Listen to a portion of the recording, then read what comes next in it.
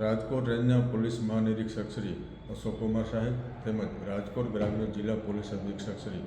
વિજયસિંહ ગુર્જર સાહેબ નાઓએ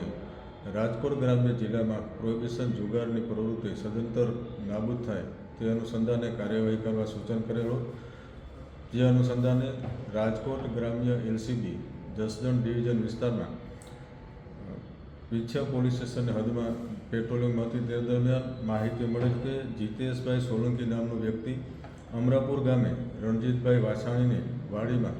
ગેરકાયદેસર રીતે પોતાના આર્થિક ફાયદા સારું વિદેશી દારૂનું ફ્લેવર અને સ્પિરિટને મિક્સ કરી અને મોંઘા ભાવની વિદેશી દારૂની બોટલોમાં દારૂ ભરી અને વિદેશી દારૂના બ્રાન્ડ લેબલ લગાડી અને વેચાણ કરે છે, જે અનુસંધાને સદરુ જગ્યાએ રેડ કરતા જીતેશભાઈ સોલંકી અને તેની સાથે 3 મજૂરો મળી આવેલી અને ત્યાંથી કુલ આવી વિદેશી દારૂની બોટલો 218, કુલ કિંમત 68,016 રૂપિયા તથા વિદેશી દારૂ અને દારૂ બનાવવાની લિક્વિડ 30 લીટર 51,900ની કિંમત મળી આવેલ છે. તેમજ અન્ય સામગ્રી સાથે કુલ મુદ્દામાલ 1,28,396નો કબજે કરવામાં આવેલ છે. જે રેડ દરમિયાન